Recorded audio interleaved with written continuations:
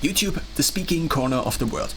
In an old English textbook, when I went to school, there was this speaking corner in, I don't know, London in some park, where people could just walk up to this and then begin to speak.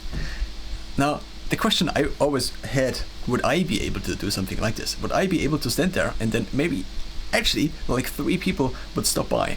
But what would I actually say? And like the people that would walk by would have basically no context.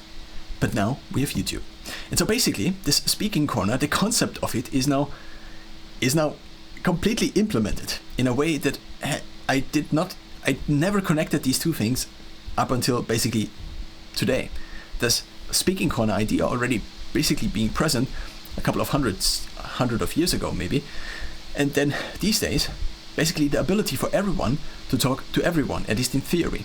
And not only in theory, but there is also this connecting tissue in between that is not reliant on me and not relying on the listener. But it is a connective tissue that is based basically on the watching habit of the listener and on basically what I put out and then what people react to, which one could call the algorithm.